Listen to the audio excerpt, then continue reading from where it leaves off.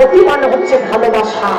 আপনার যাদের ভিতরে কুমন্ত্রণা কুবাসনা আছে, সেই কুমন্ত্রণা কুবাসনাকে নাশ করবার জন্য গৌর হরি ভালোবাসার মূর্তি ধরেছে। ভালোবাসা মানে কি? এই দেহ যৌবন মন প্রাণ গোবিন্দের আতুল চরণে অর্পণ করে দিয়ে যে এই বাসাটাকে ভালো রাখতে পেরেছে, সেই ভালোবাসাটাই হচ্ছে ভালোবাসা। আর সেই ভালোবাসার মধ্যে আমার অনাদি আদি শ্রী গোবিন্দের বসবাস। গৌর হরি বল। এই জন্য বলছে ভালোবাসা যদি করতে চাও, তাহলে তোমার এই বাসাটাকে তুমি ভালো করো।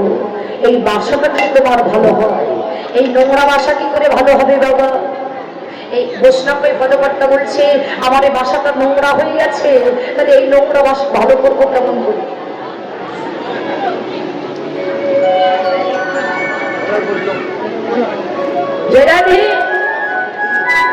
এই নোংরা বাসা ভালো করবো কেমন করে?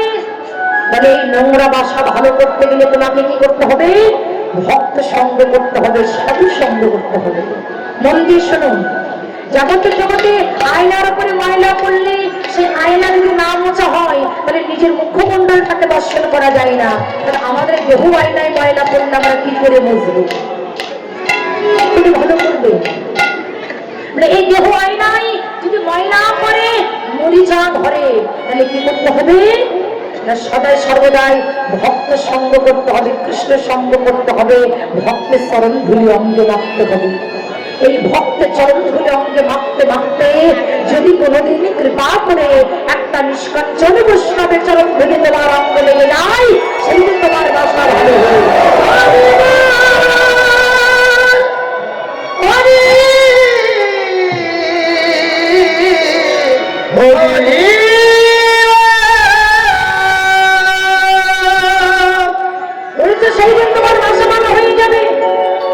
এই জন্য বললেন এই ভক্তের চরণ ধরে তুমি অঙ্গে মাপতে থাকো। হরিব মেন ভোকালে কোনটা একটু বাড়াও তো, কোনটা একটু বাড়িয়ে দাও। তাই গৌর হরি নদিয়ার মধ্যে দিয়ে চলেছে কামিনী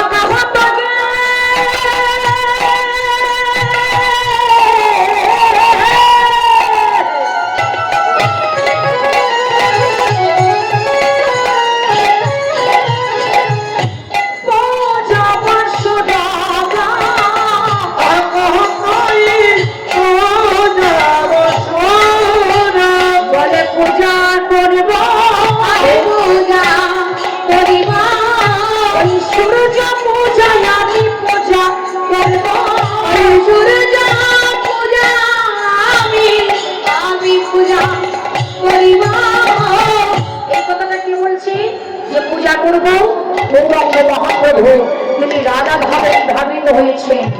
তাই রাধা ভাবে বিভাবিত হয়ে নদীয়ার মধ্যে গৌরাঙ্গ মহাপ্রভুর সঙ্গে পূজা করবো বলে পূজা নয় বাবা, গৌর হরি রাধা হয়েছে তার মানে কি? এখানে আমরা যারা আছি আমরাও সবাই রাধা হতে পারি। তাহলে রাধাকে বলে রাধাকে আরাধনায় ডাকলে রাধা, যে জন করে আমার গোবিন্দের আরাধনা জগতে সেই হচ্ছে রাধা। যিনি ব্রহ্মকে ধারণ করতে পারেন তিনি হচ্ছেন রাধা। তাহলে কি বলছে না, কামিনী কামঙ্গ হিতু তো সে মানুষ গতি হচ্ছে ভজ, যিনি মন্দ। ভজ মানে কি জানো তো? ভজ মানে কি? হ্যাঁ, ভজ মানে হাতি। বা আচ্ছা বলুন, এই দেশে এত জীবজন্তু থাকতে গৌরাঙ্গ মহাপ্রভু কেন হাতির মতো চললেন? হাতির মতো চলেছে কেন? দেশে তো জীবজন্তুর অভাব নাই, কেন হাতির মতো চললেন?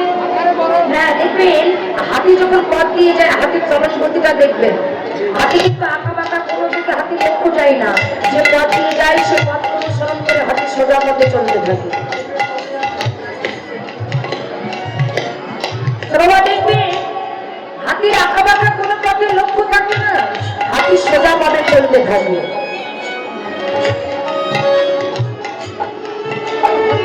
সোজা পথে চলতে থাকে, আঁকা বাঁকা কোনোদিকে লক্ষ্য যায় না।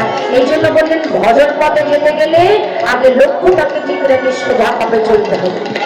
এই কথা শ্রবণ করে সাধক তুলসীদাস বললেন, বস্তিতলে বাজারে কুত্তা ভুকে হাজারো, সুজন কিদ্র নব ভব জঙ্গির সংসার। একটা হাতি যখন বাজারের উপর দিয়ে যায়, হাতের মালিক দড়িটা ধরে আগে আগে হাঁটে, আর হাতি কি করে? মালিকের পিছু পিছু চলতে থাকে। যেতে যেতে যদি কোনো বাজারের মধ্যে প্রবেশ করে, অনেক সারা কুকুর থাকে, কুকুরগুলো হাতির দেহটাকে ঘেউ ঘেউ করে ডাকতে শুরু করে। কুকুর তুমি যত দেখো না কেন, ওই দিকে লক্ষ্য না দিয়ে লক্ষ্য ভ্রষ্ট না হয়ে তার মালিককে অনুসরণ করে হাতি সোজা পথে চলতে থাকে। এই কথা বলার কারণ কি?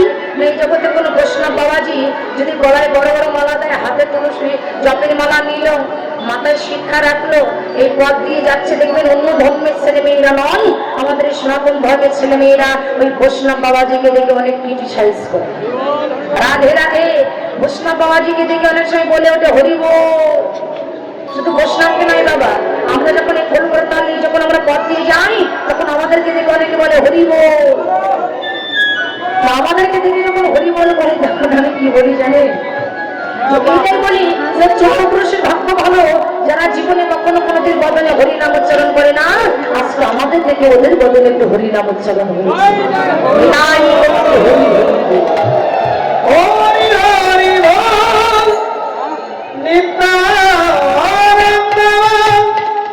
প্রেমানন্দে বহুলে হরি হরি।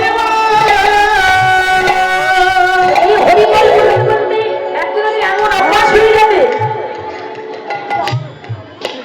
ওরা যদি আমার হরিকে ছাড়ে, আমার হরি কিন্তু আমাদেরকে ছাড়বে না। এই জন্য বললেন হরি নাম শোনো, কৃষ্ণ নাম করো, আর যেখানে যাবে সেখানে ভগবানের নামে তুমি দুটো পয়সা দান করবে। এই যেমন কমিটি দাদা ভাইরা এখানে কীর্তন দিচ্ছে, এই কীর্তন দিতে গেলেও কিন্তু বাবা অনেক টাকা পয়সার প্রয়োজন হবে। একটা কথা মনে রাখবেন, অর্থ পরমার্থ, অর্থ অবাধ্য। অর্থ তখনই পরমার্থ হয় যখন সেই অর্থটিকে আমার গোবিন্দের নামে দান করা হয়। আপনি সারা জীবন মাছ মাংস খাচ্ছেন হাজার হাজার টাকা দিয়ে, ওটা আপনার ভস্যের বিধানা হয়ে যাবে। এই কীর্তন শুনতে এসে দান করবেন কোন জায়গায়? যদি কোনো জায়গায় কীর্তনে যান, সেই কীর্তনে যে দান করবেন। আপনি যেখানে গুরু আশ্রম, আপনার গুরু পাঠ যেখানে, আপনি সেখানে দান করবেন। যিনি দুঃখী মানুষ খেতে পারছে না, যে ভিখারি, আপনি তাকে দান করবেন। এমন জায়গায় আপনি দান করবেন, এই দান ভগবানের শ্রীপাদ করতে পৌঁছাই যাবে। আবার দান করে যদি বলেন আমি এত টাকা দান করেছি, আপনার ভস্যের বিধাতা হয়ে যাবে।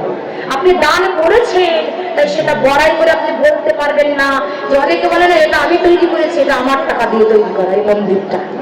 ভগবান তখন হেসে বলে, ওরে মূর্খ, তুই তো উপলক্ষ মাত্র, এটা তো তোর আগে আমি তৈরি করেছি, তোর দিয়ে তৈরি করেছি। এই বাড়ি আমি করেছি, এই মন্দির আমি করেছি, এই গাড়ি আমি করেছি, এই অর্থ আমি দান করেছি। এটা যখনই বলা হবে মনে করবেন অহংকার এসে যাবে আপনার ভিতরে, আর অহংকার এসে যাওয়া মানেই সে ধ্বংস হয়ে যাওয়া। সে ধ্বংস হয়ে যাওয়া।